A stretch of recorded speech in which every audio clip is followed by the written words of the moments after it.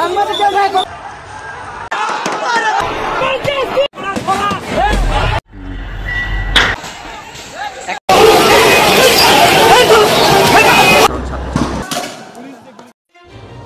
করতে চাই আমাদের একটা হাদিসের মাধ্যমে। হাদিসটা আসলে কোনটা, যে আল্লাহ রাসূল বলেছেন তোমরা তিনজন ব্যক্তি যদি কোথাও রওনা হও, সফর করো, তো সেই ক্ষেত্রে একজনকে নেতা নির্বাচন করো। এখন অনেকে বলেন যেটা দুইজনের বেলায় আছে, যে দুইজনের বেলায়ও একজনকে নেতা নির্বাচন করো। এখন কেন নেতা? কারণ যত মত তত পথ, যত মানুষ তত মত তত পথ। এখন এতগুলা মত নিয়ে একটা কাজ হয় না।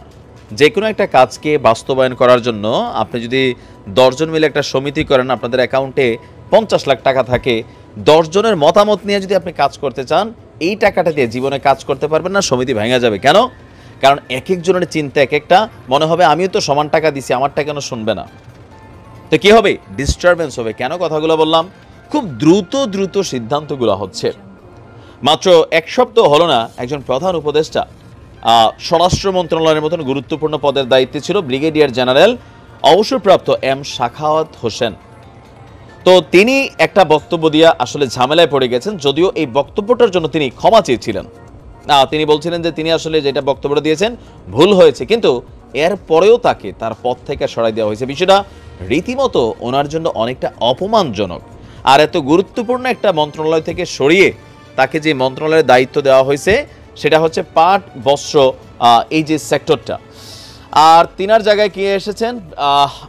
লেফটেন্যান্ট জেনারেল অবসরপ্রাপ্ত জাহাঙ্গীর আলম চৌধুরী।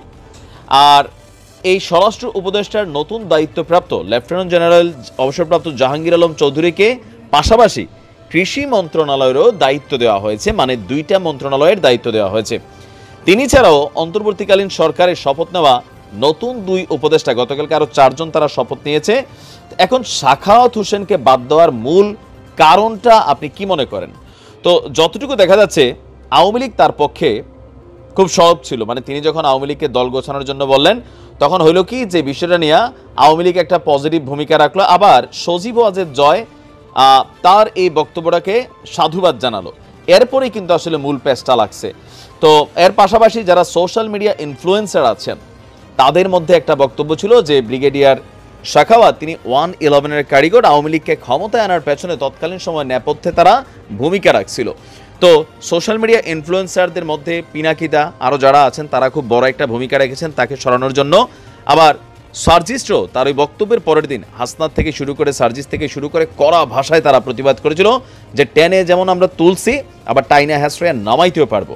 তো তারই বক্তব্যের পরদিনই তিনি কিন্তু বিষয়টা নিয়ে সরি বলছেন, কিন্তু আজকে তাকে তার জায়গা থেকে সরিয়ে দিয়ে পাট বস্ত্র মন্ত্রণালয়ে দায়িত্বটা দেওয়া হয়েছে। এখন দেখেন এই বিষয়টাতে কি হচ্ছে, সিদ্ধান্তহীনতার একটা মানে রূপরেখার সামনে চলে আসতেছে, তাই না?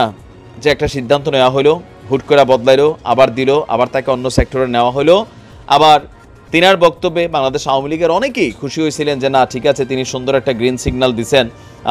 তো বেসিক্যালি বিএনপি আরও বিভিন্ন যে দলগুলো আছে তারাও কিন্তু এই স্বরাষ্ট্র উপদেষ্টা সাখাওয়াত হোসেনের পদত্যাগের দাবিতে ছাত্রদল কিন্তু মিছিল করেছে, প্রতিবাদ সমাবেশ করেছে। পাশাপাশি আরও যারা আছে বিভিন্ন রাজনৈতিক দলের যারা আছেন তারা কিন্তু সবাই কেউ ঠান্ডা মাথায় কথা বলছে, কেউ চিকন মাথায় বলছে, কেউ শক্তভাবে কথা বলেছেন যেন তাকে এই জায়গা থেকে সরিয়ে দেওয়া হয়। শুধু তাকে না, আরও এখানে যারা আসছে এদের অনেককে নিয়েই সোশ্যাল মিডিয়া ইনফ্লুয়েন্সার যারা আছেন পিনাকিদা সহ আরও তাদের অনেকেরই আপত্তি আছে, বিএনপিরও আছে।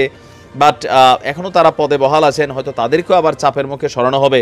বাট আমার মনে হয় যে উপদেষ্টা নিয়োগের আগে একটু ভালো করে ভাইবা চিন্তা নিয়োগ করা দরকার। কারণ জাতি হিসাবে বাংলাদেশের মানুষ এখন এই অন্তর্বর্তীকালীন সরকারটার প্রতি আস্থা রাখতে চায়।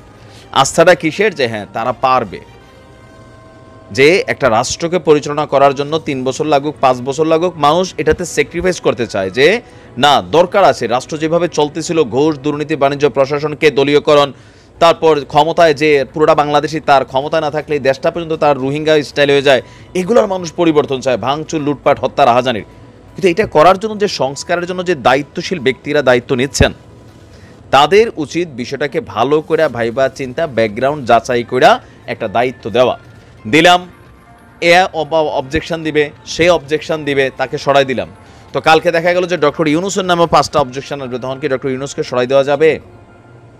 প্রয়োজনে নিয়োগ দেওয়ার আগে সমন্বয় করে ফাইনাল ডিসিশন নেবেন যে হ্যাঁ এই লোকটা অকৃতকার্য হচ্ছে, তখন তাকে সেখান থেকে সরাইতে পারেন।